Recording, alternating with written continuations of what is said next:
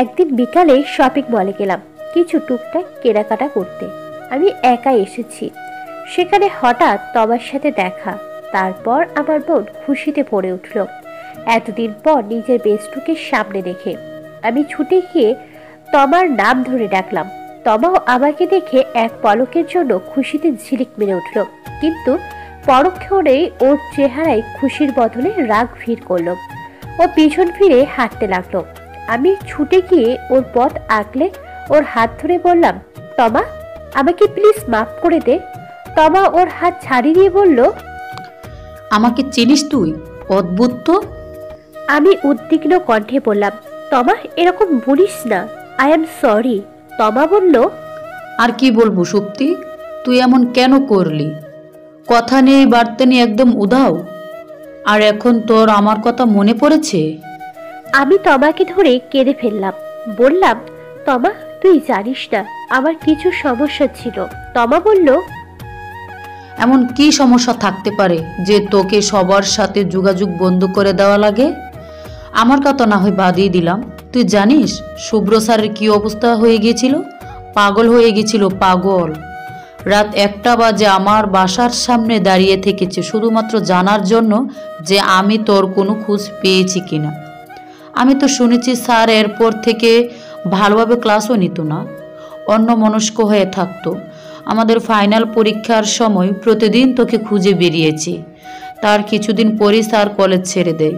Sir তোকে কত ভালোবাসে, আর তুই এতটা নিষ্ঠুর, তুই কি করে হলি? তোমার কথাগুলো চুপ হয়ে শুনছিলাম। শেষ কথাটা শুনে বললাম, শুভ্র স্যার তোকে বলেছে সে আমাকে ভালোবাসে? তমা আমাকে ধরে বলল, সব কথা কি বলে দিতে হয়? তমাকে অবশেষে অনেক কষ্টে মানাতে পারলাম। যখন ও শুনল আমার সাথেই স্যারের বিয়ে হয়েছে, তখন একটা স্বস্তির নিঃশ্বাস ফেলে বলল, ভাগ্যিস বিয়েটা স্যারের সাথেই হয়েছে, তোকে শেষমেশ না পেলে হয়তো স্যার পাগলই হয়ে যেত। তারপর জানলাম তমারও 1 বছর হলো বিয়ে হয়েছে, আর ও এখন প্রেগনেন্ট। তমার ফোন নাম্বার আর অ্যাড্রেসও এনেছি। গাড়িতে বসে বসে তমার কথাই ভাবছি। সবার চোখেই আমি দোষী, সবাই আমাকেই দোষ দিচ্ছে, কিন্তু আমি আমার কথা আর কাউকে বলতে পারছি না। তমা স্যারকে নিয়ে যা যা বললো তা কি সত্যি? ও আবার কোনো ভুল বোঝেনি তো? যদি ভুল নাই হয়ে থাকে, তবে আমি সেদিন যা দেখেছিলাম তার কি মানে ছিল? স্যার আমার প্রতি এত রাগ থাকা সত্ত্বেও আমায় কতটা খেয়াল রাখে, যত্ন করে কেন? আমারও স্যারের প্রতি কত রাগ, অভিমান জমা আছে, কিন্তু স্যারের সামনে গেলেই সব যেন কোথাও উধাও হয়ে যায়। ইচ্ছে করে সেই সব নিয়ে না ভাবতে, কিন্তু সেদিনের দেখা দৃশ্য আমার পিছু ছাড়ছে না। আমার চোখে দেখা কি করে ভুলতে পারি? প্রশ্নের উত্তরগুলো স্রোতের বিপরীত হয়ে আমি এলোমেলো হয়ে যাচ্ছি। যখনই এইসব নিয়ে ভাবি আমার মাথা ফাঁকা ফাঁকা লাগে। বাসায় পৌঁছে বিছানায় গা এড়িয়ে দিলাম। কেমন যেন ক্লান্ত লাগছে, অনেক ক্লান্ত।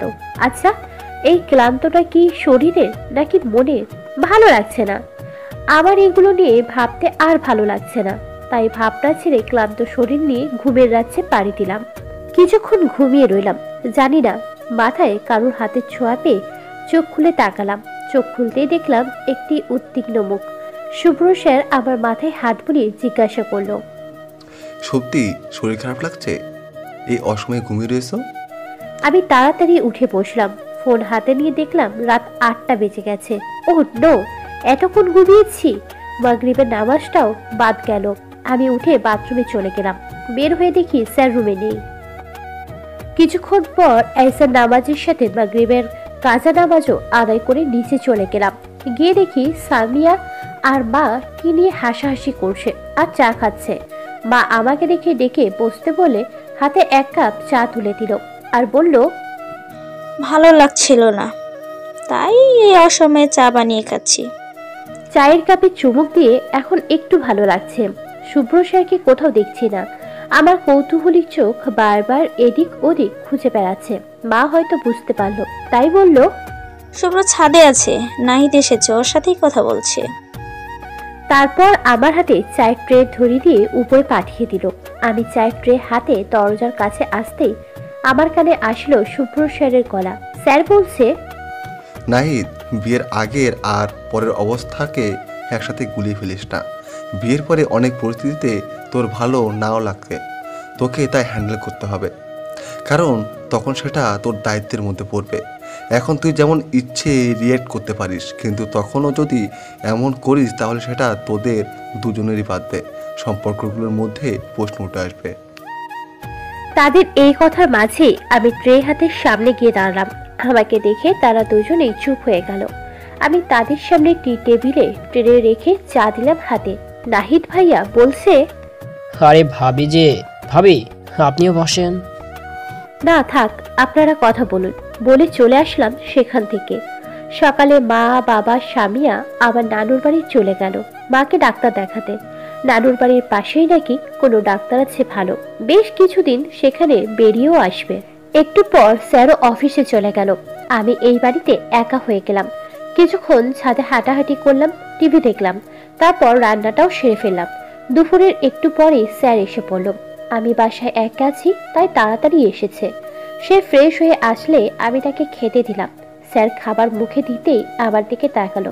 আমি জানি স্যার কেন তাকিয়েছে, কারণ আমি আজ খাবারে একটু বেশি ঝাল দিয়েছি। স্যার তাকাতেই আমি কানে হাত দিয়ে মুচকি হেসে ঠোঁট দাঁড়িয়ে নিঃশব্দে বললাম, সরি। স্যার বলল, শুধু আজকের জন্যই। সন্ধ্যার দিক দিয়ে আকাশে কালো মেঘ করে ঢেকে গেল, মনে হয় খুব বৃষ্টি হবে। স্যার সোফায় বসেছিল।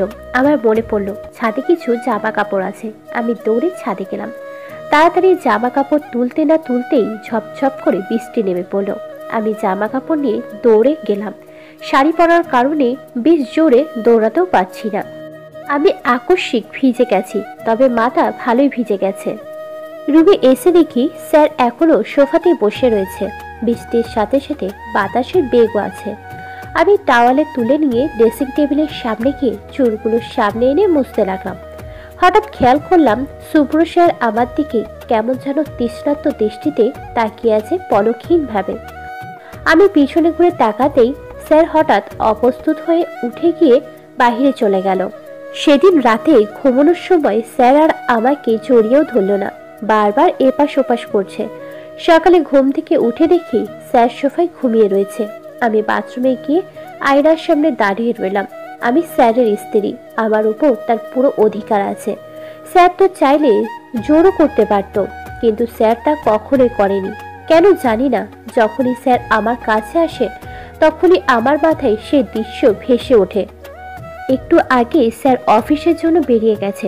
আমি বেলকনিতে দাঁড়িয়ে দেখছি দারোয়ান চাচা লাঠির উপর ভর দিয়ে ঝিমিয়ে যাচ্ছে।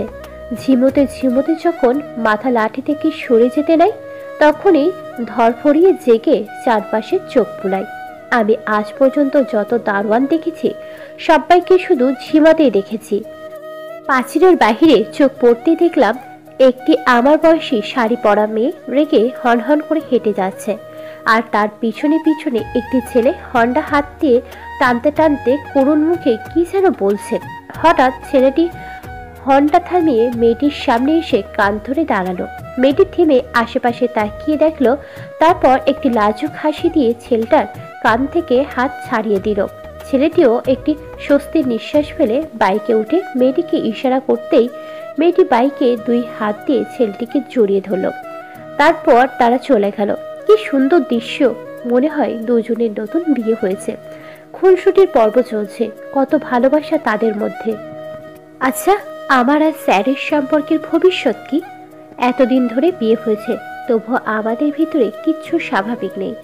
আমরা এখনো আর 5টা স্বামী স্ত্রীর মতন হতে পারিনি। এখনো আমাকে ছুঁতে মন চাইলেও সে পারে না। আমাদের সম্পর্কে শেষ পর্যন্ত কোথায় গিয়ে ঠেকবে? আমাদের সম্পর্কের কি ভালোবাসা আছে? এসব ভাবতে ভাবতেই অনেক বেলা হয়ে গেল। স্যার দুপুরে ফিরে আসলো। দুজন খাওয়া দাওয়া করে বসে আছি। হঠাৎ স্যার বলল, সত্যি চট করে রেডি হয়ে নাও, এক জায়গায় যাবো। ঘুরতে যাওয়ার কথা শুনে তো আমি সেই খুশি। তাড়াতাড়ি একটি কচু পাতা রঙের শাড়ি পরে নিলাম। স্যার আজকে ব্ল্যাক টি শার্টের উপর একটি ব্রাউন কালারের জ্যাকেট পরেছে, যার হাত সামান্য উপরে তুলে রেখেছে।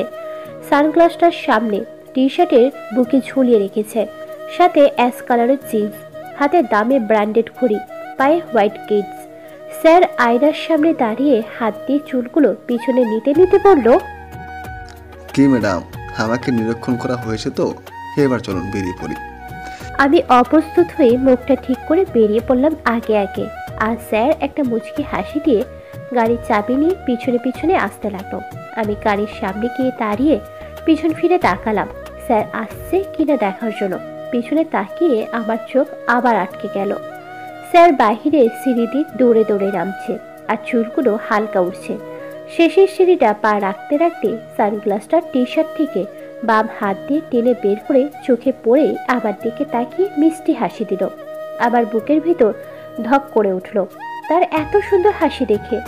আমি তাড়াতাড়ি চোখ ফিরিয়ে গাড়ি দরজা খুলে বসে পড়লাম। না, এত তাকিয়ে থাকা যাবে না। আমি মেয়ে হয়ে এত তাকিয়ে থাকবো কেন? এমনিতেই একবার লজ্জা পেলাম। স্যার কি আজ কোনো অডিশন দিতে যাচ্ছে? না হলে একেবারে হিরোদের মতো এত সুন্দর লাগছে কেন? স্যার আমার পাশের গাড়ির দরজা খুলে এক হাত গাড়ির দরজার উপর আর আরেক এক হাত রুফটপে রেখে ঝুঁকে পড়ল, বের হয়ে আসুন ম্যাডাম, আজ কারে করে যাব না। আমি জিজ্ঞাসা করলাম, তাহলে কি দিয়ে যাব? স্যার হাত দিয়ে সামনে ইশারা করলো। তাকিয়ে দেখি খুব সুন্দর একটা বাইক। দেখেই বললাম, আপনি বাইকও চালান? স্যার হেসে জবাব দিল, কলেজে থাকতে প্রচুর চালাতাম, এখন অনেকদিন ধরে চালানো হয় না। স্যার কি সেখানে বসে বাইক স্টার্ট দিয়ে আমাকে ঘাড় নাড়িয়ে ইশারা করলো বসার জন্য। আমি আস্তে আস্তে উঠে বসলাম। স্যার কি আজ আমাকে মারার প্ল্যান করেছে? এমনিতেই তাকে এত সুন্দর দেখায়। আমার বুকের ভিতর হাতুড়ি পেটানো শুরু হয়ে গেছে। আর এখন বাইকে এত কাছে। আমি বসেছি তো ঠিক আছে, কিন্তু বুঝতে পারছি না স্যারের কাঁধে হাত রাখবো কিনা। খুবই লজ্জা লাগছে কেন কে জানে। আমি দ্বিধায় ভুগতে ভুগতে লজ্জায় হাত দিয়ে কানের সামনে থাকা চুলগুলো গুঁজে চোখ নামিয়ে আস্তে আস্তে হাত তার কাঁধে রেখেই দিলাম।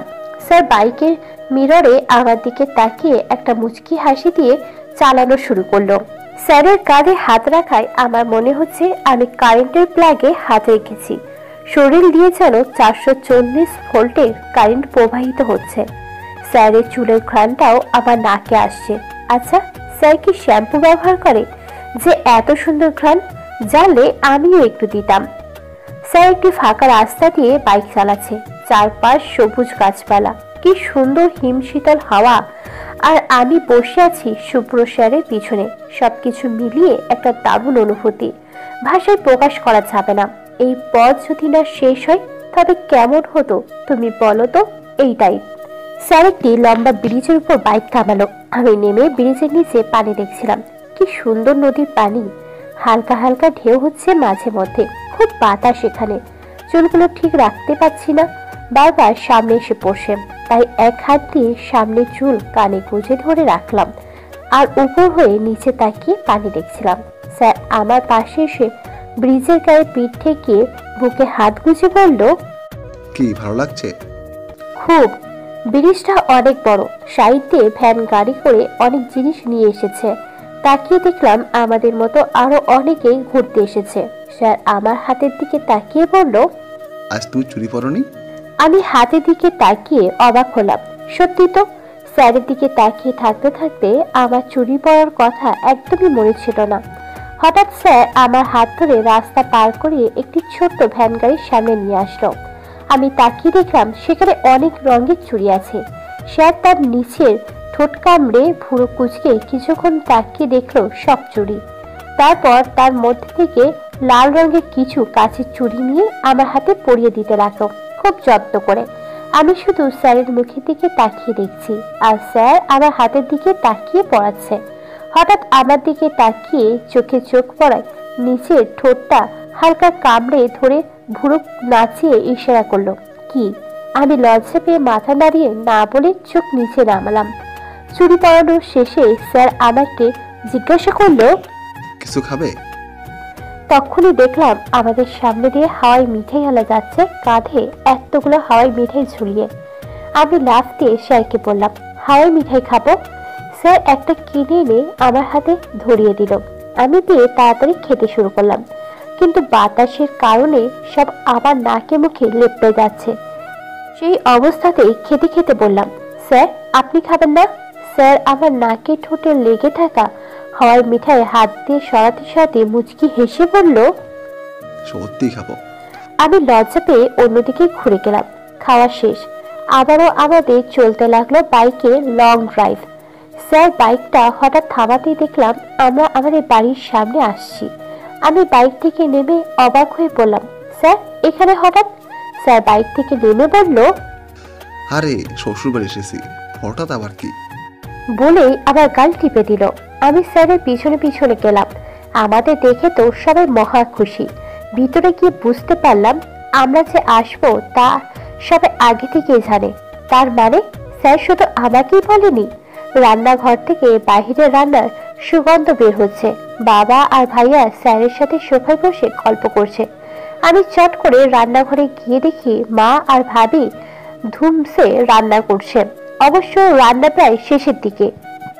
একটু পর কলিং বেল বেজে উঠতেই হলে গিয়ে দেখলাম স্যার একটি ছেলের হাত থেকে এক গাদা জিনিস নামাচ্ছে। আমার পিছন পিছন ভাবিও এসেছে। কাছে গিয়ে ভালো করে দেখতেই আমার চোখ চড়ক কাজ।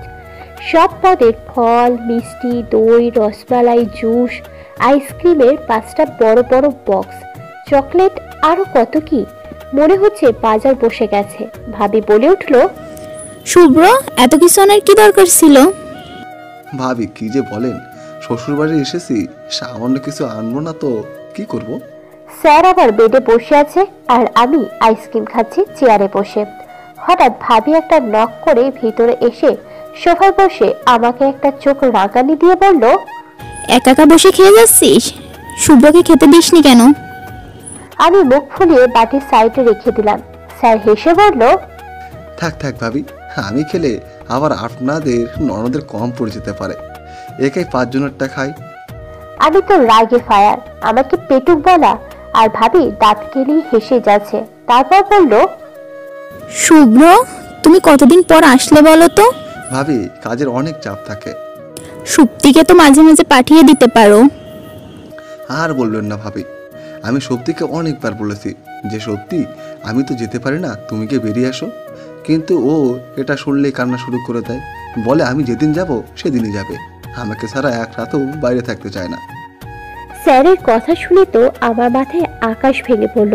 আমি এতটা অবাক হলাম, আমার মুখ হা হয়ে গেল। সামনে তাকিয়ে দেখি ভাবির মুখ আমার থেকেও ডাবল বড় হা হয়েছে। একটা খরগোশ সেখানে অনায়াসে ঢুকে যেতে পারবে। চোখগুলো যেন যে কোনো সময় খুলে বাইরে চলে আসবে। ভাবি খরগোশকে ঢোকার সুযোগ না দিয়ে তাড়াতাড়ি মুখটা বন্ধ করে আমার দিকে তাকিয়ে মুখ টিপে হেসে বলল, কিরে সুপ্তি, এগুলো কি শুনছি?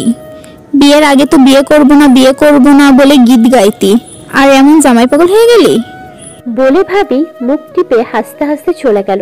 আমি রাগে চোখ মুখ কুচকে স্যারের দিকে তাকাতেই স্যার একটা চোখ টিপ মারল। কিছু বলতে যাব তার আগে বাহিরে খাবার জন্য ডাক পড়ল। ডাইনিং টেবিলে বসে আমি আরামে খেয়ে যাচ্ছি। খাওয়া প্রায় শেষের দিকে। শুভ্র স্যারের দিকে তাকিয়ে দেখলাম স্যার অসহায় চোখে একবার আমার দিকে একবার প্লেটের দিকে তাকাচ্ছে। তার উপর এখন খাওয়া নামে অত্যাচারটা চলছে অতিমাত্রায়। আর এই অত্যাচারটা নির্ভুলভাবে চালাচ্ছে আমার একমাত্র ভাবি। মাঝে মাঝে মাও যোগ দিচ্ছে। প্লেটে খাবারে পাহাড় জমিয়ে রেখেছে। খাওয়া শেষ, আমি উঠতে লাগলাম। স্যার আমার উঠে পড়ার দিকে দৃষ্টি দিয়ে আবারও অসহায়ভাবে তাকিয়ে রইল। মনে হয় কিছু এক্সপেক্ট করেছিল আমার বলার। আমি আবার একটু দয়াশীল কিনা, তাই তার এক্সপেকটেশন না ভেঙে বললাম, এ কি ভাবি, তোমাদের জামাইয়ের প্লেট এমন খালি কেন? ভালো মতো আদর যত্ন করে খাওয়াও। দেখো আমাকে ওই বাড়িতে গিয়ে আবার খোটানা শুনতে হয়। বলে মুখে হাত দিয়ে অনেক কষ্টে হাসি চাপিয়ে সেখান থেকে চলে আসলাম। ভাবি আমার উৎসাহ পেয়ে আরো দ্বিগুণ ভাবে নেমে পড়েছে খাওয়াতে। আমার পেট ফেটে হাসি পাচ্ছে। স্যারের অসহায় মুখটা দেখার মতো। বেশ হয়েছে, আমাকে এতদিন জ্বালিয়েছে ওই ফল খাইয়ে, আবার আজ ভাবির সামনে আমার মান সম্মানের ফালুদা বানিয়ে কি মিথ্যাটাই না বললো। এতদিন পর আমি সুযোগ পেয়েছি, এবার বুঝুক মজা। একটু পর রুমে ঢুকেই চোখের সামনে আর একটা হাসির কাণ্ড দেখতে পেলাম। শুভ্র স্যার পাঞ্জাবির উপরে বোতাম না খুলে পড়তে নিয়েছিল, আর সেটা এখন অর্ধেক মাথায় আটকে রয়েছে। তাই স্যার ছটফট করে যাচ্ছে। আমি অনেক চেষ্টা করে মুখ টিপে হাসি চাপাতে গিয়েও ফিক করে হাসি বেরিয়ে পড়ল। তাড়াতাড়ি আবার হাসি চেপে স্যারের সামনে গিয়ে বোতামটা খুলে দিতে স্যার মাথা বের করে একটা স্বস্তির নিঃশ্বাস ফেলল, কিন্তু নিচে তাকাতেই মুখটা আবার করুণ হয়ে গেল। আমি আর হাসি চাপিয়ে রাখতে পারলাম না, খিলখিল করে হেসে দিলাম। স্যার কোনো বাড়ি থেকে জামা কাপড় না আনায় স্যারকে বাবার পাঞ্জাবি পরতে দেওয়া হয়েছে, কিন্তু বাবার পাঞ্জাবি না দিয়ে তো ভাইয়েরটাও দিতে পারতো। সেসব না ভেবে বরং হাসির কথাটাই ভাবি। স্যারের গায়ে বাবার পাঞ্জাবিটা সাংঘাতিক ঢোলা হয়েছে, স্যারকে দেখতে পুরো কার্টুনের মতো লাগছে। আমি বুকে হাত দিয়ে হেসে যাচ্ছি, হঠাৎ স্যার পাঞ্জাবি খুলে খালি গায়ে আমার কোমরে হাত দিয়ে একদম কাছে টেনে নিল। স্যারের উন্মুক্ত বুকের সাথে মিশে আবার হাসি একদম থেমে গলা শুকিয়ে আসলো। স্যার আমার দিকে বাঁকা চোখে তাকিয়ে বলল, খুব হাসি পাচ্ছে তাই না?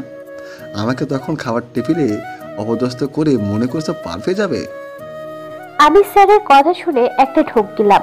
হঠাৎ স্যার আমাকে খুব গভীরভাবে জড়িয়ে ধরে আমার ঘাড়ে একটা গভীর করে চুমু খেলো। আমি কেঁপে উঠে এক হাত দিয়ে শাড়ি আর এক হাত দিয়ে স্যারের পিঠ খামচে ধরলাম। আমাকে এই অবস্থা থেকে মুক্ত করলে ভাবি।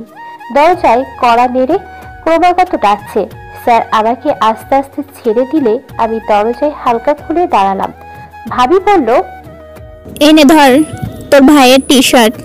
তখন ভুল করে তোর ভাইয়ের পাঞ্জাবি মনে করে বাবার পাঞ্জাবি দিয়ে দিয়েছিলাম। এই বলে ভাবি চলে গেল। আমি টি শার্টটা লাজুক চোখে না তাকিয়ে স্যারের দিকে বাড়িয়ে দিলাম। স্যার একটা মুচকি হেসে হাত বাড়িয়ে নিয়ে ওয়াশরুমে চলে গেল।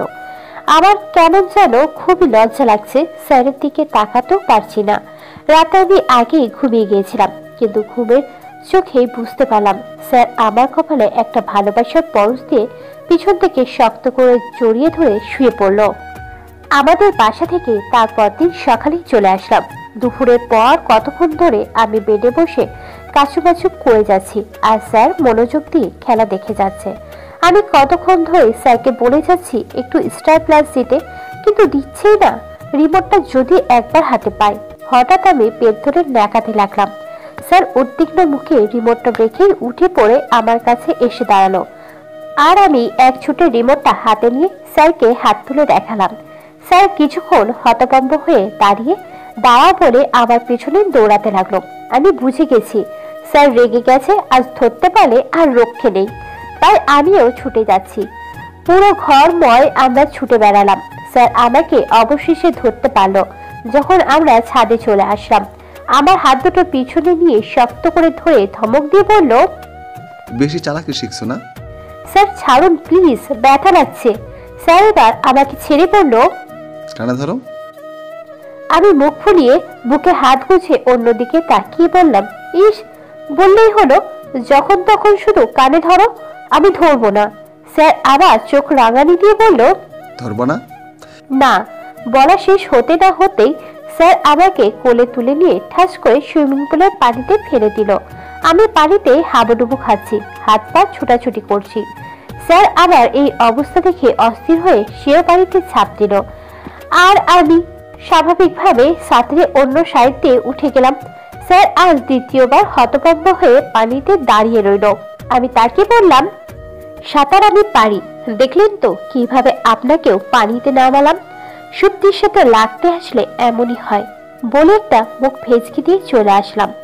রাতে আমি অ্যাকোরিয়ামটা বিছানার কোণে রেখে উপর হয়ে শুয়ে হাতের উপর ভর দিয়ে মুখ রেখে মাছ দুটো খেলা দেখছিলাম। হঠাৎ স্যারও আমার পাশে আমারই মতো শুয়ে পড়ে মাছ দুটোর দিকে তাকিয়ে বলল, এগুলো কোনো নাম দেওনি সত্যি?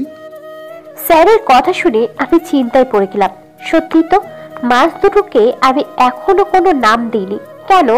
এতদিন ধরে আমার কাছে আছে। এত বড় ভুল আমি করলাম? স্যার আবার চোখ দিয়ে ইশারা করে জিজ্ঞাসা করতেই আমি মুখ গোমড়া করে মাথা নাড়িয়ে না করলাম।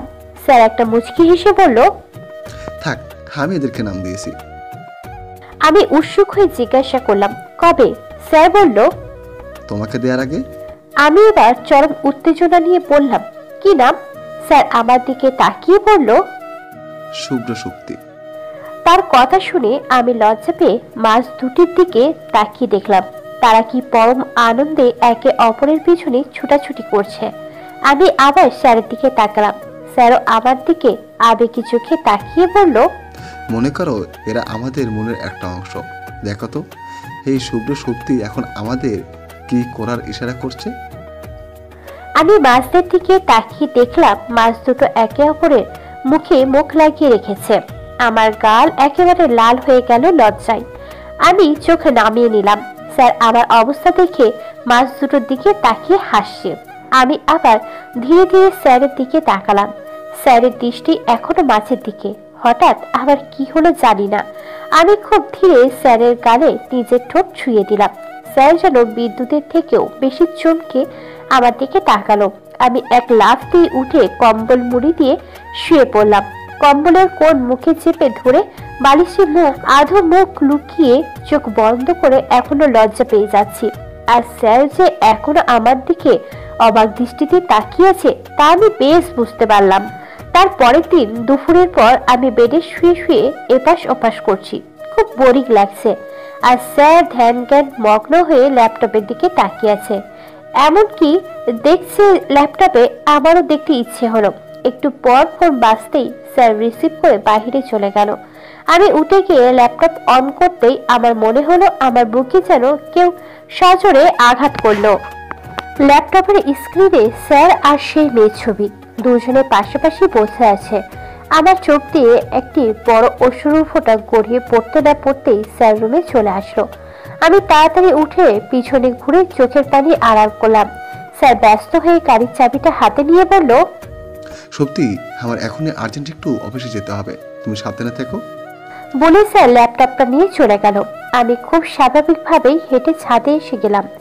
ছাদের দোলনায় পা উঠিয়ে হেলান দিয়ে বসে রইলাম। মাথার ভিতর আবার সেই দৃশ্য ঘুরছে। স্যারের সেই মেয়েটির সাথেও সম্পর্ক আছে, আর স্যার আমার সাথেও নর্মাল বিহেভ করছে কেন? হঠাৎ মাথায় নাহিদ ভাইকে স্যারের বলা সেই কথাটা ভেসে উঠল।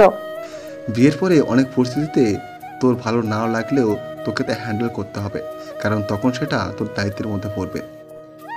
স্যার সেদিন নাহিদ ভাইয়াকে এই কথাটা কেন বলল? তার মানে কি স্যার শুধুমাত্র আমার সাথে বিয়ে হয়েছে বলে দায়িত্বের টানে পড়ে এত ভালো ব্যবহার করছে? এটা শুধুমাত্র দায়িত্ব ছাড়া আর কিচ্ছু না। হয়তো দায়িত্বের টানেই সে আমার সাথে সারা জীবন সংসার করার জন্য প্রস্তুত হয়ে পড়বে। তার মতো আদর্শ ছেলে তো এমনই করবে। কিন্তু আমি তো এখন সম্পর্ক চাই না। পরিস্থিতির শিকারে তাকে আমার সাথে দায়িত্বতার সম্পর্ক পালন করতে হবে না। নিজের মনটাকে যদি হাতে পেতাম তাহলে গলা টিপে ধরতাম। আবার আর একবার এ কেন ভুল বুঝলো? কেন আবার ভাবতে শুরু করলো যে স্যার আমাকে সত্যিই ভালোবাসে? কিছুক্ষণ শুনশান নীরবতার পর হঠাৎ স্যার আমার সামনে সেই মেয়েটাকে নিয়ে আসলো। আমি তাদের দুজনকে দেখে দাঁড়িয়ে গেলাম। স্যার আমার দিকে রাগি চোখে তাকিয়ে বলল, আমি ওকেই ভালোবাসি। তোমার সাথে জেদের বসে বিয়ে করে আমি এখন নিরুপায়। না পারছি ওকে ভুলতে, না পারছি তোমাকে ছাড়তে।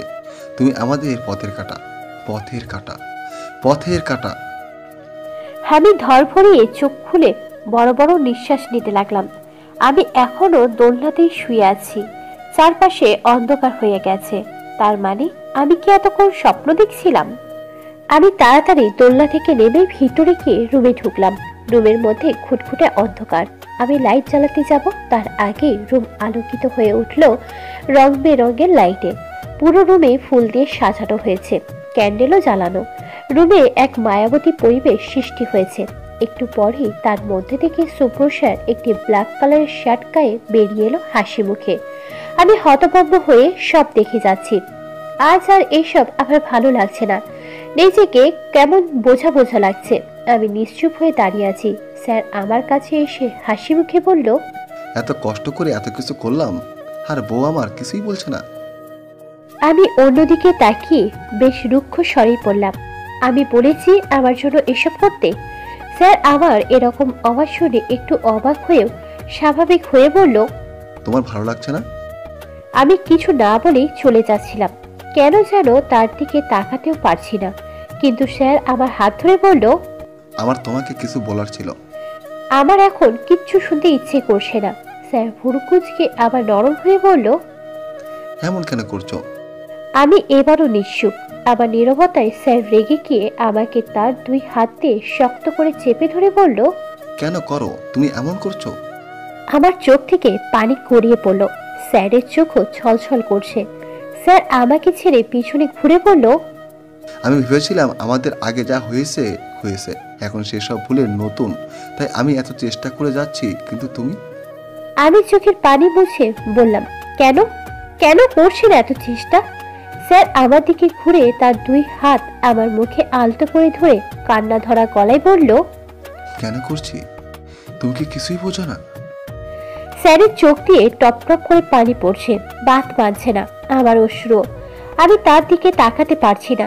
সে এবার আমার কপালের সাথে তার কপাল ঠেকিয়ে চোখ বন্ধ করে খুব আবেগী গলায় বলল, শুনতে কি পাও এর নিঃশ্বাসে?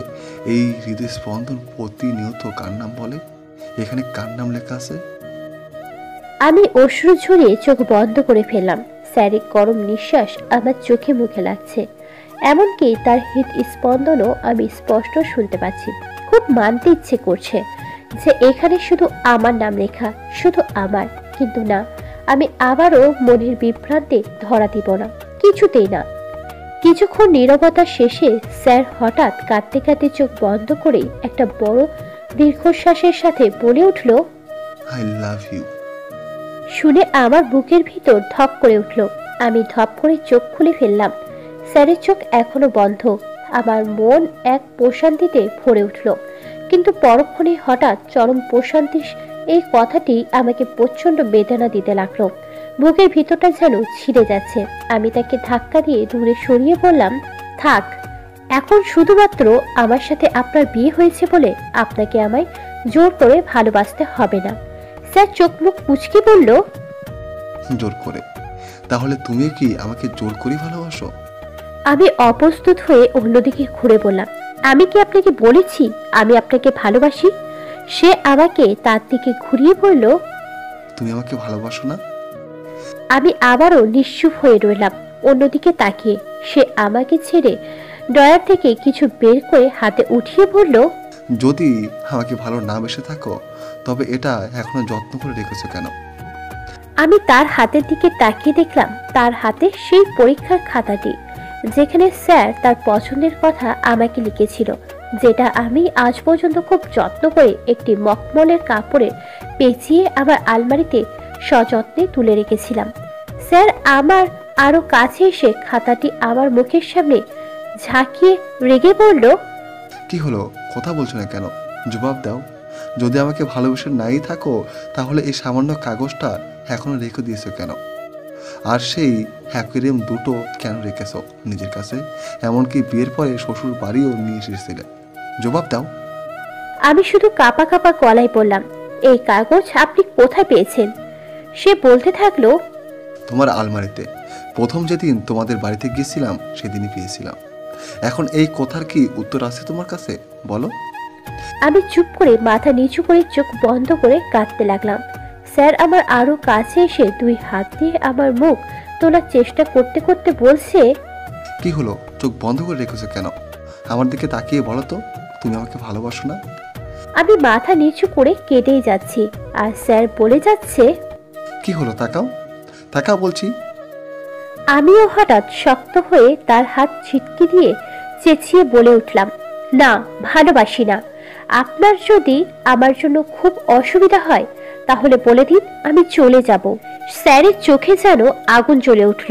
রাগে সে হুঙ্কার দিয়ে টি টেবিলটা উপর করে ফেলে দিল। বিছানার পাশে থাকা ল্যাম্প হাত দিয়ে এক আছাড় মেরে গর্জন করে বলতে লাগলো, চলে যাবে? ছেড়ে চলে যাবে না? এটাই তো তোমার অস্ত্র। ছেড়ে চলে যাওয়ার তো তুমি খুব ভালোই পারো। কেন খেলছো আমায় নিয়ে এমন? কি করেছি আমি? আমি স্যারের এই তাণ্ডব দেখে ভয়ে চুপসে গেছি। একবার মনে হলো বলে দিই আমার সব চাপা কথা, কেন আমি এইসব বলছি, কিন্তু পারলাম না, কিছু বলতে পারলাম না। যখনই এই কথাটা মুখে আনতে চাই একরাশ নীরবতা আমাকে ছেয়ে যায়। বুকের চাপা কষ্টের কথাটা আবার মুখ দিয়ে বের হতেই চায় না। মুখ পর্যন্ত আসতেই তীব্র ব্যথা অনুভব হয়।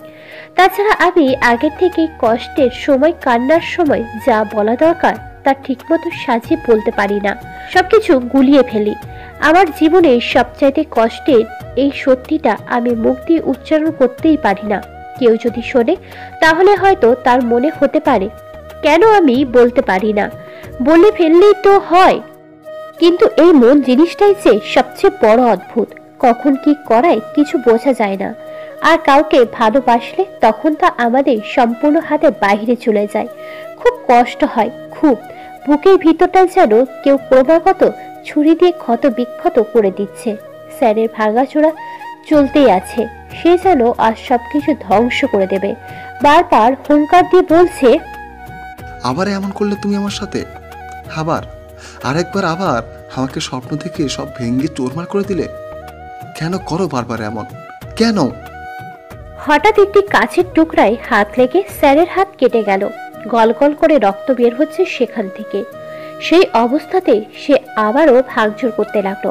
আমি দৌড়ে গিয়ে তার হাত টেনে ধরে বললাম, কি করছেন? পাগল হয়ে গেছেন? রক্ত বের হচ্ছে তো। স্যার আমাকে তার দুই হাত দিয়ে শক্ত করে চেপে ধরল। তার চোখ রক্তবর্ণ হয়ে গেছে আর তার চারপাশে অশ্রুর ছোঁয়া। দাঁত কিরবির করে বলে উঠল, এই ক্ষত তোমার চোখে পড়ল? আর আমার এই বুকে যে ক্ষত বিক্ষত হয়ে রয়েছে সেটা তোমার চোখে পড়ে না? এখানে যে যন্ত্রণা চিরে যায় সেটা তুমি বোঝো না? এত কষ্ট আমি আর সহ্য করতে পারছি না।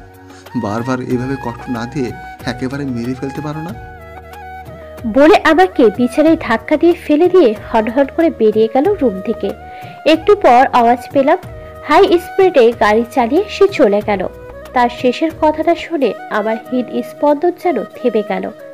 বিছানার পাশের ফ্লোরে হাঁটু ভাঁজ করে বসে তার মধ্যে মুখ লুকিয়ে আমি ক্রমাগত কেঁদে যাচ্ছি। শুভ্র স্যারের জন্য এখন খুব চিন্তা হচ্ছে।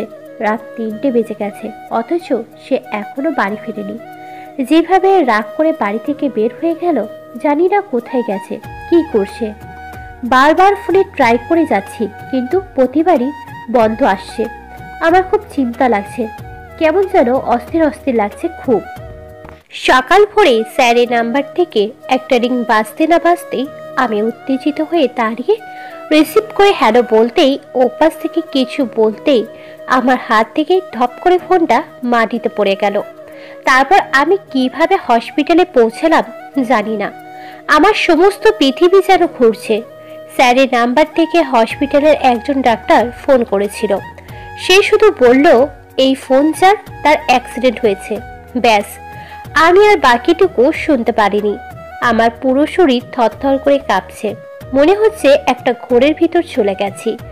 কোনো মতে রিসেপশনে দাঁড়ানো মেয়েটিকে কাঁপতে কাঁপতে বললাম, অ্যাক্সিডেন্ট করেছে সে কোথায়? মেয়েটি চোখ গোল গোল করে বলল, একটু আগে অ্যাক্সিডেন্টে আসা একটা পেশেন্ট মারা গেছে। আপনি কি তার কথা বলতেছেন? কথাটি শুনে আমি স্তব্ধ হয়ে পড়লাম, সাথে সাথে লুটিয়ে পড়লাম মাটিতে। তারপর আর কিছু মনে নেই। সেন্স ফিরে আসলে দেখলাম একটি বেডে আমি শুয়ে আছি, আর আমার পাশে শুভ্র স্যার হাতে ব্যান্ডেজ, মাথায় ব্যান্ডেজ নিয়ে সামান্য ভুরু কুঁচকে আমার দিকে তাকিয়ে আছে।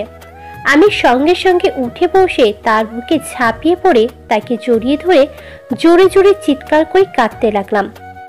আশেপাশে ডাক্তার, নার্স সব জড়ো হয়ে গেছে। স্যার সবার সামনে এইভাবে আমার জোরে জোরে কাঁদায় একটু অস্বস্তি অনুভব করছে।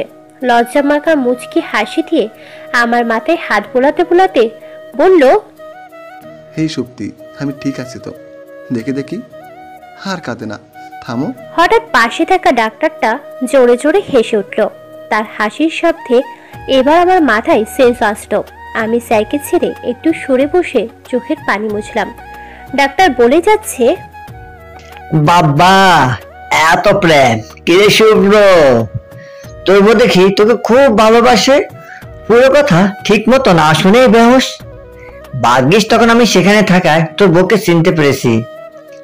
এই যে মা, আমি কিন্তু তোমার শ্বশুরের বন্ধু, শুভ্রর ডাক্তার আঙ্কেল। তোমাদের বিয়েতে যেতে পারিনি, কিন্তু বিয়ে সব ছবি দেখেছি। আমি সকালবেলা এসে জানতে পেরেছি শুভ্রর কথা। শুভ্রকে রাতে হসপিটালে আনা হয়েছিল, আর ওর পরে আরেকটা অ্যাক্সিডেন্টের পেশেন্টে এসেছে যে মারা গেছে। রিসেপশনিস্ট তোমাকে তার কথাই বলছিল, কিন্তু তুমি তা পুরোপুরি না শুনে সেন্সলেস হারালে। পেশেন্টের সেন্স ফিরেছে আরো 1 ঘন্টা আগে। আর বউ সেদিকে 3 ঘন্টা ধরে সেন্সলেস হয়ে পড়ে আছে। শুভ্র স্যারও একটু মজা করে বলে উঠল, আরে বুঝো না, এগুলো সব চালাকি, যাতে আমার সেবা না করা লাগে। এই কথায় ডাক্তার আঙ্কেল বেশ মজা পেলেন, হা হা করে হাসতে লাগলেন। আর আমি চোখ দিয়ে স্যারকে ঈষৎ রাগ দেখালাম।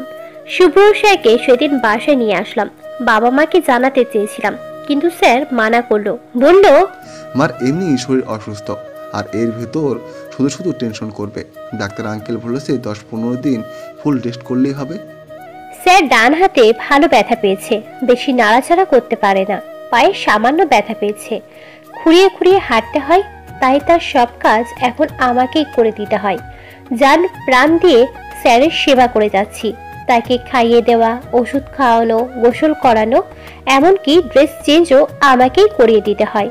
আমার ভীষণ লজ্জা লাগে তখন, বেশি লজ্জা লাগে যখন গোসল করানোর সময় খালি গায়ে সাবান মাখিয়ে দিতে হয়।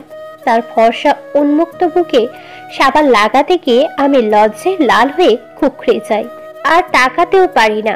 শুভ স্যার আমার অবস্থা বুঝে মুচকি মুচকি হাসতে থাকে। নিজেকে এখন মনে হয় স্যারের স্যার। স্যার যখন খেতে চায় না, ধমক দিয়ে বলি, চুপচাপ হাঁ করুন বলে ভাত মেখে খাইয়ে দিতে থাকি।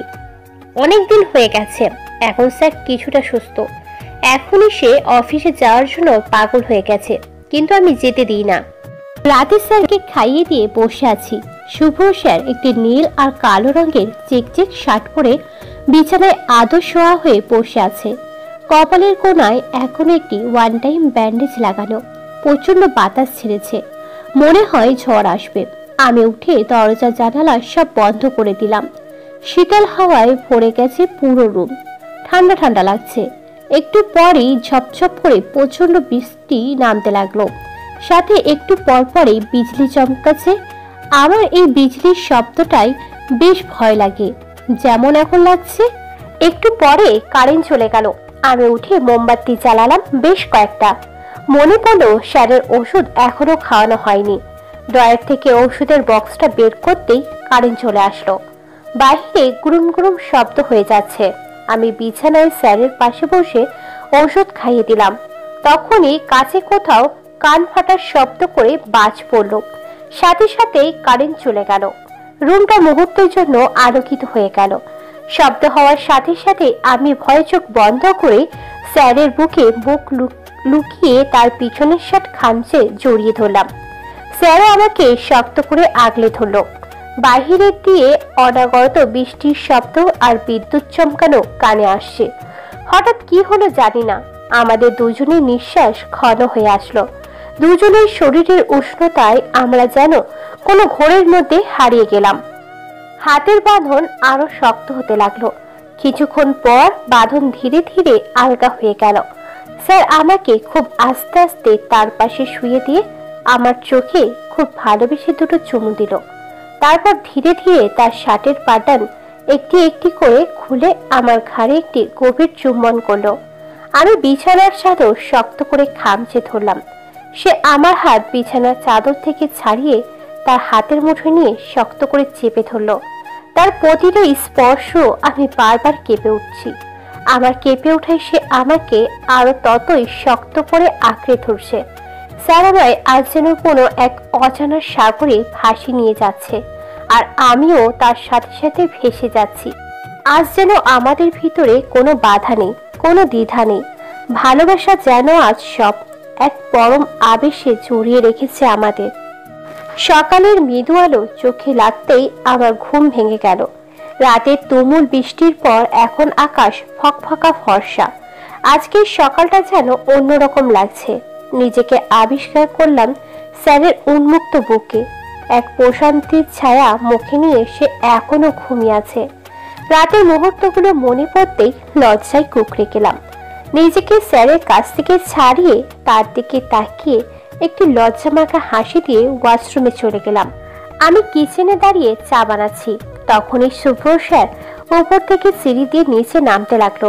আমার চোখে চোখ পড়তেই সেই আগের মতোই মাথা চুলকিয়ে একটু লাজুক হাসি দিল।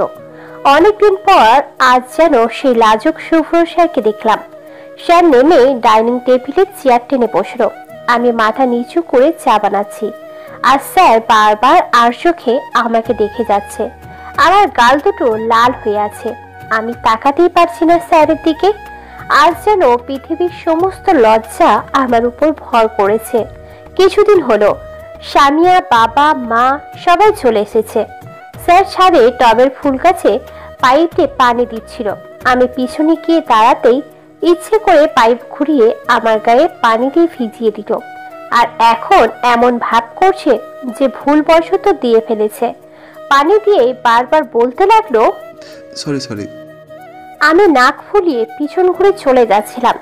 স্যার তাড়াতাড়ি আমার সামনে এসে পথ আগলে দাঁড়িয়ে আমার কোমর টেনে কাছে নিয়ে বলল, সরি বউ, ভুল করে হয়ে গেছে। আমি রাগ দেখিয়ে বললাম, ভুল করে? আমার তো চোখ নেই, আমি তো কিছুই বুঝি না। না। সে আমার কাঁধ থেকে চুল সরিয়ে মুখে চিন্তিত ভাব নিয়ে বলল, হে কি সত্যি, তোমার গলায় এমন লাল দাগ কিভাবে হলো? আমি বুক ভেঞ্চকি দিয়ে বললাম, একটা পাজি মশাই করেছে। কি? কোন মশা করেছে? মশার এত সাহস আমার বইয়ের এত সুন্দর গলা এই অবস্থা করেছে? ওই মশাকে তো আমি ছাড়ছি না। হয়েছে, আর ঢং করে সাধু সাজতে হবে না। আমাকে ভিজিয়ে দেওয়ার জন্য এখন কানে ধরুন। স্যার চোখ কপালে তুলে বলল, কানে ধরবো? তুমি তোমার স্যারকে কানে ধরাবে? ও স্যার না, তাহলে দূরে থাকুন স্যারের মতো। স্যার হয়ে ছাত্রীর সাথে এত ঘেঁষাঘেঁষি কিসের? আমি আবার চলে যাচ্ছিলাম, কিন্তু স্যার তাড়াতাড়ি বলল, আচ্ছা রাগ করো না, ধরছি। বলে কানে হাত দিয়ে দাঁড়িয়ে রইল। আমি তাকে এইভাবে দেখে খিলখিল করে হেসে দিলাম, আর স্যার মুগ্ধ চোখে আমার দিকে তাকিয়ে রইল। আজ আমি ঠিক করেছি স্যারের জন্য পায়েস বানাবো। স্যার আমাকে যেভাবে শিখিয়ে দিয়েছিল সেইভাবেই, যেই ভাবা সেই কাজ। কোমরে আঁচল গুজে আমি নেমে পড়লাম পায়েস বানাতে। রাতে শুভ্র স্যার যখন অফিস থেকে আসলো, আমি তার সামনে পায়েসের বাটি ঢেকে রাখলাম।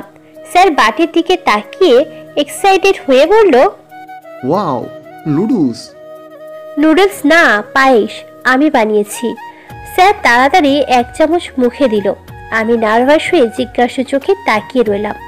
স্যার মুখে একটি চমকপ্রদ এক্সপ্রেশন দিয়ে হাতে দিয়ে দেখালো, অসাধারণ। আমি খুব খুশি হয়ে বললাম, সত্যি? আমিও একটু খেয়ে দেখি তো। আমি চামচ হাতে নেওয়ার আগে স্যার দ্রুত আমার সামনে থেকে পাটি সরিয়ে বলল, একদম না, আমার জন্য বানিয়েছো, সব আমি খাবো, তুমি একটুও পাবে না। বলে স্যার খুশি মনে খুব দ্রুত খেতে লাগলো। আমি তো সেই খুশি। স্যারের এত পছন্দ হয়েছে। তার খাওয়া শেষ হলে আমি খালি বাটি নিয়ে বাইরে চলে আসলাম। কিছুক্ষণ পর ফিরে আসলাম পায়েসের একটি ফ্রিজ হাতে, মুখ থমথমে করে। কারণ নিচে যাওয়ার সাথে সাথে স্বামীয়া আমার সামনে পায়েসের ফ্রিজ নিয়ে বলল, ভাবি এই পায়েস কে বানিয়েছে? কি বৃষ্টি! কিচেনে পায়েস দেখে আমি এক পিরিচ তুলে নিয়েছিলাম খাওয়ার জন্য, 1 চামচও মুখে দিতে পারিনি। আমি ওর কথা শুনে অবাক হয়ে ওর হাত থেকে পায়েস নিয়ে 1 চামচ মুখে দিতেই বমি চলে আসলো। এটা কি পায়েস? মনে হয় চিনির জায়গায় লবণ দিয়ে ফেলেছি। এই পায়েস স্যার এক বাটি খেলো কি করে? আমার রীতিমতো কান্না পাচ্ছে। লবণের বদলে চিনিটা ঠিকমতো দিলেই কি সুন্দর ভালো হতো। এমন ভুল আমি করলাম কিভাবে? স্যারের সামনে গিয়ে বললাম, আপনি আমাকে মিথ্যে বলেছেন কেন? এই পায়েস তো খাওয়ার উপযুক্ত না। স্যার আমার দিকে এক পলক তাকিয়ে আমার হাত টেনে তার পাশে বসিয়ে বলল, কই, আমার তো বেশ লেগেছে। তুমি আমার জন্য বানিয়েছো, আমি না খেয়ে পারি? আমি কাঁদো কাঁদো করে বললাম, আপনার এই বিশ্রী পায়েস খাওয়ার কি দরকার ছিল? আমি তো 1 চামচও খেতে পারলাম না। স্যার আমাকে তার বুকে টেনে বলল, তোমার হাতের বিষও আমার কাছে অমৃত, আমি তাও 1 চুমুকে খেতে পারবো। কেন? এখনো তোমার জিজ্ঞাসা করতে হয় কেন? আমি আরো কিছু বলতে নিলাম, কিন্তু তার আগে স্যার আমাকে থামিয়ে দিয়ে বলল, চুপ, আর কিছু বলা লাগবে না। কিছুক্ষণ এভাবেই থাকো তো আমার বুকে। তার পরের দিন পুরো বাড়িতে গোছা কাজ চলছে।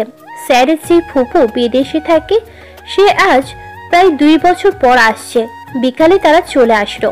স্যার তাদেরকে এয়ারপোর্ট থেকে নিয়ে এসেছে। তাদের আসার কথা শুনে আমি নিচে নেমে সামনে আসলাম। একটি মধ্যবয়স্ক মহিলা আর স্যারের পিছন থেকে হঠাৎ একটি মেয়ে বেরিয়ে এলো। পরনে টপস আর জিন্স। মেয়েটার চেহারার দিকে চোখ যেতেই বুকের ভিতর চিনচিনে ব্যথা করে উঠল। আমার সমস্ত পৃথিবী যেন উল্টে গেল, কারণ আমার সামনে সেই মেয়েটি যাকে আমি স্যারের সাথে দেখেছিলাম। মেয়েটি বেশ সুন্দরী, চেহারায় একটি দুঃখী দুঃখী ভাব, পুরনো ক্ষতটা যেন আবার জেগে উঠেছে। পাশে থেকে মা আমায় বলল, এই তোমার ছোট ফুফু শাশুড়ি আর তার মেয়ে। আমি কোনো মতে সামনে গিয়ে ফুপুকে সালাম করলাম। তার মানে স্যার তার ফুপুই বোনের সাথে। বারবার চোখ ঝাপসা হয়ে আসছে। অনেক কষ্টে চোখের পানি আড়াল করে মুখে নকল হাসি এনে রেখেছি, কিন্তু কষ্ট হচ্ছে খুব। কিন্তু স্যার আর মেয়েটার মধ্যে তেমন কিছু চোখে পড়ছে না, যেটাতে মনে হতে পারে তাদের মধ্যে কিছু আছে। কিন্তু আমি যে আগে দেখেছিলাম। হঠাৎ স্যার রুমে এসে অত্যন্ত দুঃখী হয়ে বলল, তার অফিসের কোনো কাজে কিছুদিনের জন্য চট্টগ্রাম যেতে হবে এখনই। স্যার খুব দ্রুত ব্যাগ গুছিয়ে নিল। যাওয়ার সময় আমাকে জড়িয়ে ধরে মন খারাপ করে বলল, তোমাকে খুব মিস করব। আমার একটুও যেতে ইচ্ছে করছে না, কিন্তু বাবা বললো তাই যেতে হচ্ছে। আমাকে কিন্তু ফোন করবে, আমি একটু পরপরই ফোন করব কিন্তু। আমি চুপচাপ শুনে যাচ্ছি, কিচ্ছু বলছি না। স্যার আমাকে ছেড়ে কপালে একটা চুমু দিয়ে বলল, ভালো থেকো। তারপর চলে গেল। আমার এখন আরো কান্না পাচ্ছে। বাথরুমে গিয়ে শাওয়ার অন করে অনেকক্ষণ কাঁদলাম। সারাদিন চুপচাপ বসে থাকি, কিছুই ভালো লাগে না। স্যার একটু পরপরই ফোন করে। সে একা একাই কথা বলতে থাকে, আমি শুধু হ্যাঁ করি। স্যারও মন খারাপ করে আমার এই নীরবতায়। সেই মেয়েটির নাম রুহি, আমার থেকে বড়। আমি আপু বলি ডাকি। সারাদিন মন মরা হয়ে বসে থাকি। আমি তার থেকে যতটা পারি দূরে দূরে থাকি। তার সামনে গেলে খুব কষ্ট লাগে, কিচ্ছু ভালো লাগে না। কিছুদিন ধরে শরীরও ভালো লাগে না। স্যারও নেই, খুব একা একা লাগে। শুভ্র স্যার আজ বিকালে ফিরে এসেছে। এসে খুব খুশি, আমাকে অনেকক্ষণ বুকে জড়িয়ে রাখলো আর বলল, এবার আমার দেহে প্রাণ ফিরে আসলো। আমার জন্য অনেক কিছু নিয়ে এসেছে। আমি বেশি আগ্রহী দেখালাম না। রাতে সে যখন আমার কাছে আসতে চাইলো, আমি বাধা দিয়ে অন্যদিকে ঘুরে শুয়ে রইলাম। স্যারও কিছুক্ষণ অন্যদিকে ফিরে শুয়ে থাকলো। একটু পর উঠে ব্যালকনিতে গিয়ে দাঁড়িয়ে রইল। আমি এখান থেকেও দেখতে পেলাম স্যার একটু পর পর চোখ মুছছে। স্যার যে খুব কষ্ট পেয়েছে তা বুঝতে পারলাম। কষ্ট আমারও লাগছে। সারা রাত স্যার ব্যালকনিতেই দাঁড়িয়ে রইল। আমারও চোখে আর ঘুম আসলো না। ভোরের আজান দিলে স্যার ভিতরে আসলো। তার চোখের দিকে তাকাতেই আমার বুকে ছ্যাঁত করে উঠল। চোখ নাক লাল হয়ে আছে, বোঝাই যাচ্ছে সারা রাত কান্না করেছে। খুব কষ্ট লাগলো আমার। আমি তখনই একটি সিদ্ধান্ত নিলাম, অনেক হয়েছে এসব। আমি আর আগের কথা ভাববো না। স্যার যদি আগে তার ফুফুত বোনের সাথে রিলেশন করে থাকে তাহলে করেছে, এখন তো আর করছে না। স্যার তো আমাকেও কত ভালোবাসে, আমি তার স্ত্রী। তার উপর এখন শুধু আমার অধিকার। আগের কথা ভেবে ভেবে আর নিজেও কষ্ট পাবো না, আর স্যারকেও কষ্ট দেব না। পুরনো সব কথা মাটি চাপা দিয়ে আমি আজ শুভ্র স্যারকে বলবো যে আমি তাকে কতটা ভালোবাসি। বিকালে আমি স্যারের ফোনে মেসেজ পাঠিয়ে তাকে একটু তাড়াতাড়ি আসতে বললাম। একটি আকাশি রঙের জর্জেটের শাড়ি পরলাম আর হাত ভরে চুড়ি।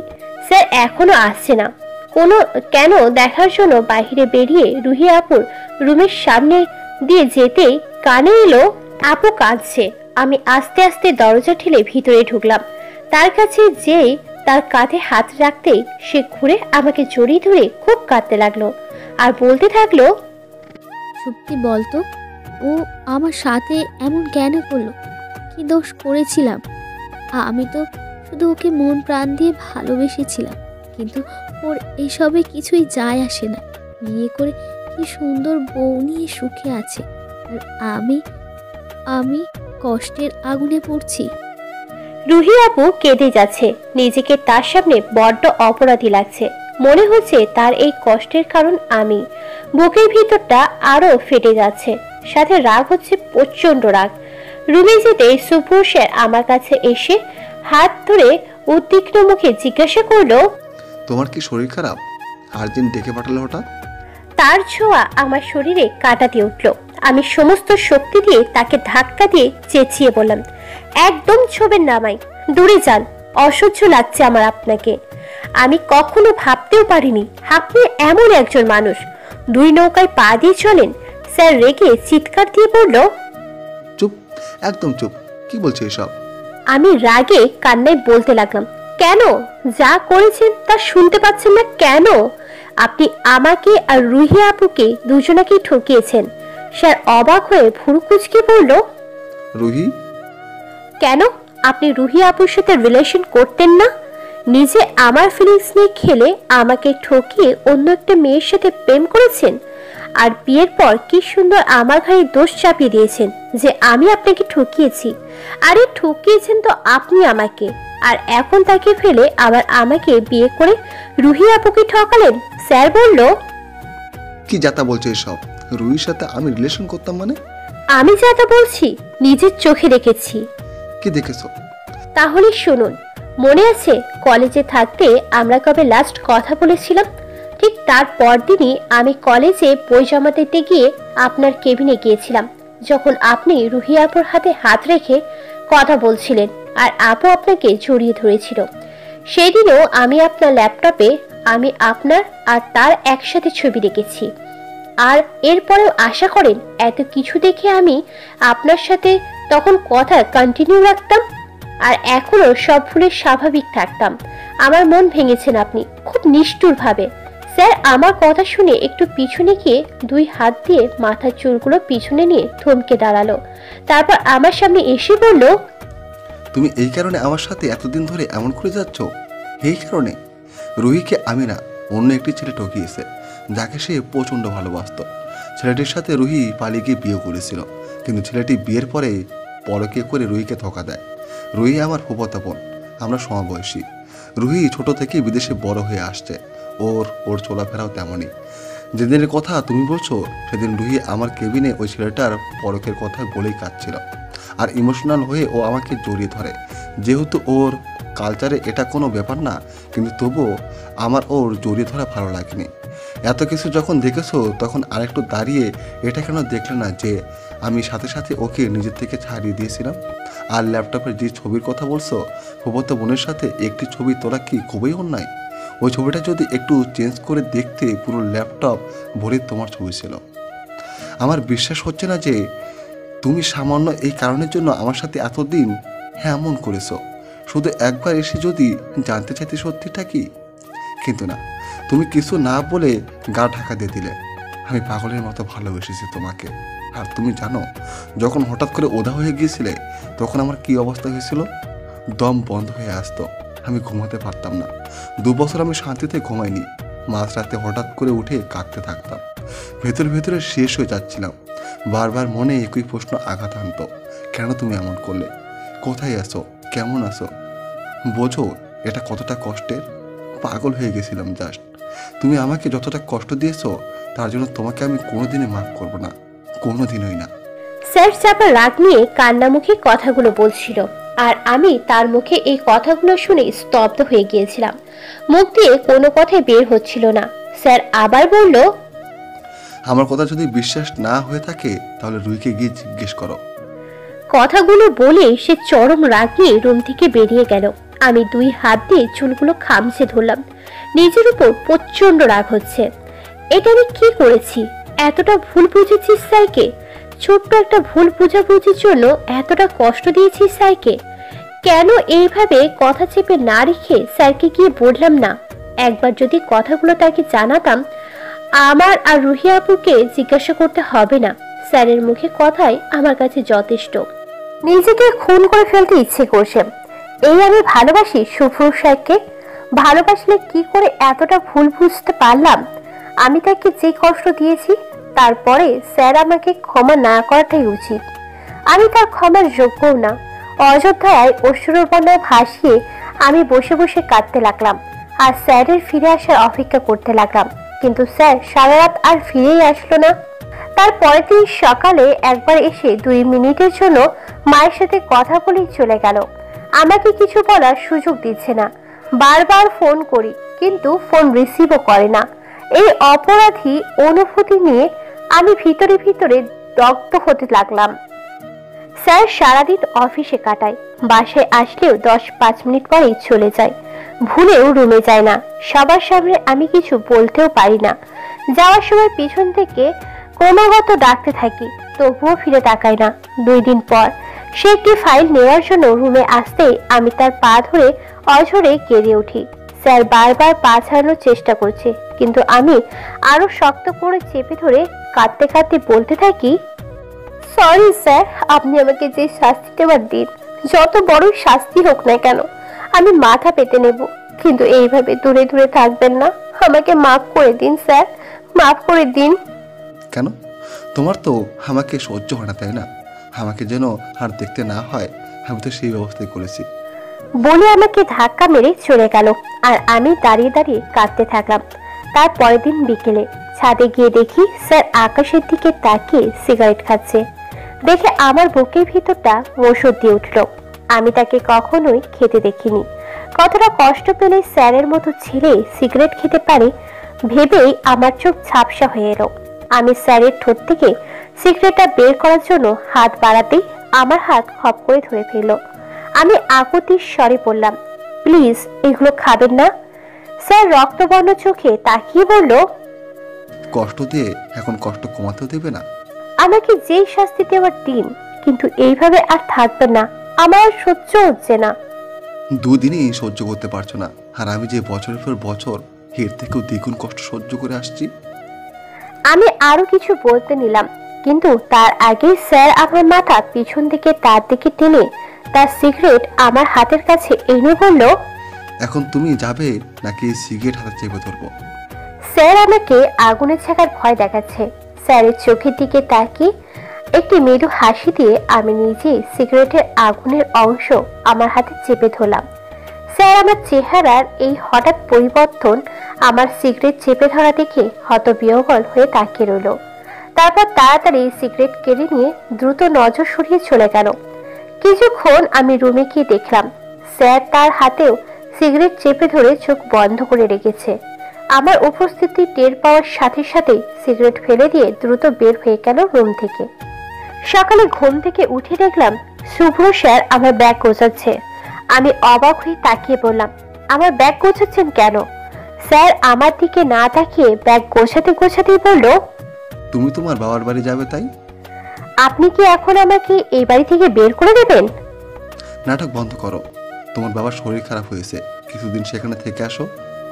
বাবার অসুস্থতার কথা শুনে খুব চিন্তা হচ্ছে। আর কিছু না বলে তাড়াতাড়ি তৈরি হয়ে নিলাম। গাড়িতে নিশ্চুপ হয়ে বসে আছি আর বারবার তাকে দেখছি। শুভ্র স্যারও চুপচাপ ড্রাইভ করছে, একবারও তাকাচ্ছে না।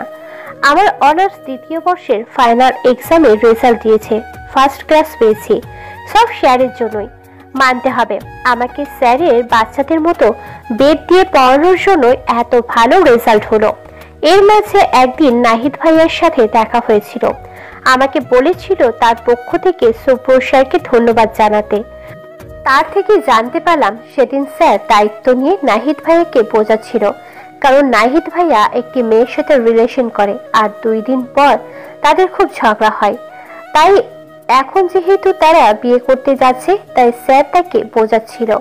আর আমি কি ভেবেছিলাম, বাসায় গিয়ে পৌঁছাতে বাবার বুকে ঝাঁপিয়ে পড়ে জোরে জোরে কেঁদে উঠলাম। সব কষ্ট মিলে খুব যন্ত্রণা দিচ্ছে। বাবার স্নেহের ছায়া এসে সব কষ্টগুলো অশ্রু হয়ে ভিতর থেকে বেরিয়ে আসছে।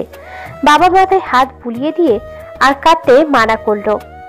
কিছুক্ষণ পর স্যার সবার থেকে বিদায় নিয়ে চলে গেল। আমাকে কিছুই বলল না। তার চলে যাওয়ার দিকে আমি ছলছল চোখে তাকিয়ে রইলাম। এখন এত দূর থেকে কি করে স্যারের থেকে ক্ষমা চাইবো? স্যারের রাগ কি আমি কোনোদিনও ভাঙাতে পারবো না? স্যার চলে যাবার পর জানতে পারলাম বাবার সামান্য প্রেশার হাই হয়েছিল। আমাকে ব্যাগপত্র নিয়ে আসতে দেখে সবাই বেশ অবাক। কারোর প্রশ্নের কোনো উত্তর না দিয়ে সারাদিন ফোন হাতে নিয়ে রুমে বসে রইলাম। স্যার যদি একবার ফোন দেয়, আমার ফোন দেওয়াতেও ব্যর্থ, কিন্তু না, একবারও ফোনটা বেজে উঠল না। স্ক্রিনে স্যারের নাম ভেসে উঠল না। খুব মনে পড়লো আগের কথা, যখন এই বাড়িতে আগে আসলে স্যার 2 মিনিট পর পরই ফোন করত, কখনো নিজের থেকে দূরে থাকতেই দিত না। আর আজ আমার এই পরিণতি আমি নিজেই অর্জন করেছি। ভাবতে ভাবতে কখন যে ঘুমিয়ে পড়লাম জানি না। বিকালে ঘুম ভাগলে আমি ওড়না ঠিক করে ঘুম ঘুম চোখে উঠে বসলাম। তখনই ভাবি হন্তদন্ত হয়ে রুমে এসে আমাকে দেখে বলল, ঘুম ভেঙেছে তাহলে? কখন থেকে ঘুমিয়েই আসিস? তোর কাজকর্ম আমি কিছুই বুঝি না। শুভ্রজ আমেরিকা চলে যাচ্ছে আর তুই এখানে পড়ে আসিস? আরে 2 দিন পরও তো আসতে পারতি। আমি অবাক হয়ে গেলাম ভাবির কথা শুনে। ভুরু কুচকে বললাম, আমেরিকা চলে যাচ্ছে? আমার কথার মাঝখানে থামিয়ে ভাবি বলতে লাগলো, হ্যাঁ, আর 1 ঘন্টা পরেই তো ফ্লাইট। সেই কথাও ভুলে খেয়ে আসিস। আমি এটা বুঝি না, শুভ্রর হঠাৎ আমেরিকার বিজনেস সামলানোর কি হলো? এতদিন তো এখান থেকেই সব সামলেছে। তুই এখানে থাকবি আর শুভ্র বিদেশে পড়ে থাকবে। আমার এটা একদমই ভালো লাগছে না। কথাগুলো বলে ভাবি চলে গেল। আমার হতভম্ব ভাব এখনো কাটেনি। এই কারণেই স্যার আমাকে এখানে রেখে গেল, আমার থেকে দূরে থাকার জন্য। স্যার আমেরিকা চলে যাচ্ছে আমাকে ছেড়ে। আমি সেই মুহূর্তেই এক ছুটে পাশটা নিয়ে সেভাবে এলোমেলো খোলা চুল নিয়ে দৌড়াতে লাগলাম। স্যার আমাকে ছেড়ে চলে যাবে ভাবতেই আমার শরীর অসাড় হয়ে আসছে। পা যেন চলছে না, কিন্তু আমাকে আজ থামলে চলবে না, দৌড়াতে হবে খুব জোরে, খুব। স্যারকে আমি কিছুতেই আমাকে ছেড়ে যেতে দিব না। কোনো মতে একটি সিএনজি দাঁড় করিয়ে উঠে পড়লাম, কিন্তু আজ যেন সিএনজির চাকায় ঠাড়া পড়েছে, চলছেই না। এদিকে সময় দ্রুত গতিতে বেড়ে যাচ্ছে। আর মাত্র 25 মিনিট, আবার পড়ে গেলাম জ্যামে। ঢাকায় যে ট্রাফিক জ্যাম, এই জ্যাম কবে ছুটবে কোনো ঠিক ঠিকানা নেই। যতদূর চোখ যায় শুধু গাড়ি আর গাড়ি দেখা যাচ্ছে। রাস্তার পাশে একটি দোকান থেকে লাউড স্পিকারে একটি গান বাজতে লাগলো। শুভ্র স্যারের সাথে প্রথম থেকে এই পর্যন্ত কাটানো প্রত্যেকটি মুহূর্ত আমার মনে পড়তে লাগলো। গাড়ি চলার আর নাম নিচ্ছে না দেখে আমি ব্যাকুল হয়ে সিএনজি থেকে নেমে দৌড়াতে লাগলাম। পিছন দিকে সিএনজির চালক আমার টাকা বলে চেঁচাচ্ছে। আমি পুরো পার্সটা তার দিকে ছুঁড়ে মেরে আবার দৌড়াতে লাগলাম। সবাই অদ্ভুতভাবে আমার দিকে তাকাচ্ছে। এই পরন্ত বিকালে এইভাবে এলোমেলো খোলা চুলে ঘুম ঘুম চেহারা নিয়ে পাগলের মতো একটি মেয়েকে ছুটতে দেখে যে কারোরই তাকিয়ে থাকার কথা। কোনো মতে এয়ারপোর্টে পৌঁছালাম। সবাই ব্যস্ত ভঙ্গিতে ব্যাগপত্র ট্রলিতে টেনে ছোটাছুটি করছে। পাশে একটি 5-6 বছরের ছেলে বসে বসে চকলেট ক্যান্ডি খাচ্ছে। চারপাশে অসহায়ের মতো চোখ বোলাতে লাগলাম। হঠাৎ 1 সেকেন্ডের জন্য মনে হলো আমি দেরি করে ফেলেছি, স্যার চলে গেছে আমাকে ছেড়ে। মুহূর্তের মধ্যেই এক বুক শূন্যতায় গাল বেয়ে অশ্রু গড়িয়ে পড়ল। সামনে তাকানো অবস্থায় 2 পা পিছতেই কারোর সাথে মৃদু ধাক্কা খেলাম। ঘুরে তাকাতেই দেখলাম শুভ্র স্যার। সেও মাথা নিচু করে হাঁটছিল। ধাক্কা লাগায় সরি বলার জন্য আমার দিকে তাকাতেই সে অবাক হয়ে গেল। পরক্ষণে তার চোখে এক চাপা কষ্ট জায়গা করে নিল। স্যারকে দেখে আমি কাঁদতে কাঁদতে খুশি হয়ে গেলাম। শুভ্র স্যার আমাকে পাশ কাটিয়ে চলে যেতে নিল। আমি তার পথ আগলে দাঁড়িয়ে তার হাত ধরে কান্নার বেগটা কমানোর চেষ্টা করে কাঁপা কাঁপা গলায় বলতে লাগলাম, স্যার প্লিজ আমাকে ছেড়ে যাবেন না, আমাকে ক্ষমা করে দিন। আপনি যা বলবেন আমি তাই করব, কিন্তু আমায় ছেড়ে। আর বলতে পারলাম না কান্নার জন্য।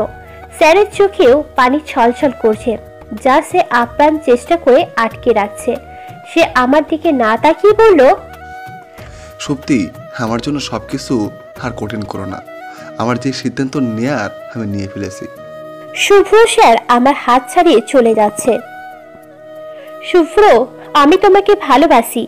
স্যার যেতে যেতে থমকে দাঁড়ালো। পিছন থেকে আমার কান্না মাখা জড়ালো গলা শুনে কয়েক মুহূর্ত সেইভাবে দাঁড়িয়ে থেকে পিছনে ঘুরে নিজের ঠোঁট কামড়ে হাত দিয়ে মাথার চুলগুলো পিছনে ধরে কিছুক্ষণ এদিক ওদিক তাকাতে লাগলো। তারপর দ্রুত আমার সামনে এসে অশ্রু ঝরিয়ে কান্না মাখার গলায় বলতে লাগলো, আই হেট দ্য ফ্যাক্ট, তুমি আমাকে তোমার ভালোবাসা এতটা দুর্বল করে ফেলেছো যে আমি তোমার উপর একটুও রাগ করেও থাকতে পারি না। বলেই আমাকে শক্ত করে জড়িয়ে ধরলো। আমিও শক্ত করে তাকে আঁকড়ে ধরলাম। আমরা দুজনেই অযোধ্যারায় কেঁদে যাচ্ছি। পাশ থেকে সে বাচ্চা ছেলেটা মুখে আঙুল দিয়ে জোরে সিটি বাজিয়ে হাততালি দিতে লাগলো।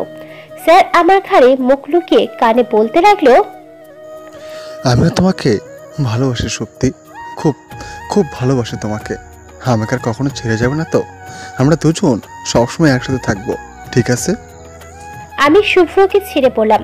দুজন না, তারপর ওর একটি হাত আমার পেটে চেপে ধরে পড়লাম। 3 জন। স্যার তার হাতের দিকে অবাক হয়ে তাকিয়ে আমার চোখে জিজ্ঞাসু চোখে তাকালো। আমিও মৃদু হেসে চোখের পলক ফেলে তাকে আশ্বাস দিলাম, হ্যাঁ, আমাদের মধ্যে তৃতীয়জন আসে। দুজনের মাঝে তৃতীয়জন আসা বলতে সে আলাদা করার অর্থ নয়। তৃতীয়জন আসে আমাদের দুজনকে আরো আঁকড়ে ধরতে, দুজনের সাথে। আজ সকালে আমি আমার শরীরে শুভ্রর ভালোবাসার অস্তিত্ব খুঁজে পেয়েছি। কথাটা বোঝা মাত্রই শুভ্রর চোখে মুখে এক খুশির চমক খেলে গেল। সাথে সাথে আমাকে উপরে ধরে ঘোরাতে শুরু করলো খুশিতে, আর বলতে লাগলো, আজকে তুমি আমাকে আমার জীবনের সব থেকে বড় দুটো উপহার দিলে। নিজেকে এই পৃথিবীর সব থেকে সুখী মানুষ লাগছে। আমি অনেক খুশি। আমিও ওর কাঁধে 2 হাত রেখে হাসতে হাসতে ব্যালেন্স সামলাতে লাগলাম। ওর চোখে এখন সুখের অশ্রু ঝরছে। আমাকে ধীরে ধীরে উপর থেকে নিচে নামাতে লাগলো। ওর কপাল বরাবর আসতে আমি 2 হাত দিয়ে ওর গাল ধরে ওর কপালে এক দীর্ঘ ভালোবাসার পরশ ছুঁয়ে দিলাম। আমাকে নিচে নামানো থামিয়ে শুভ্র আবেশে চোখ বন্ধ করে ফেলল। চোখের নিচে এখনো মুক্তোর মতো অশ্রু চিকচিক করছে। তারপর আমার চোখের দিকে তাকিয়ে মৃদু হেসে অসীম সুখের ছোঁয়ায় মুখে নিয়ে তাকিয়ে রইল। আর আমিও মৃদু হেসে তাকিয়ে রইলাম সেভাবেই ওর গাল ধরে ওর সুখে। সময় যেন সেভাবেই থমকে রইল আমাদের ভালোবাসায়। এ যেন এক স্বর্গীয় সুখের মুহূর্ত, যার প্রকাশ ভাষায় করা সম্ভব নয়। জীবনের স্রোতে আমরা যেন এইভাবেই একসাথে আঁকড়ে থাকি। সমস্ত জীবনের প্রার্থনা জুড়ে এখন শুধু একটাই চাওয়া,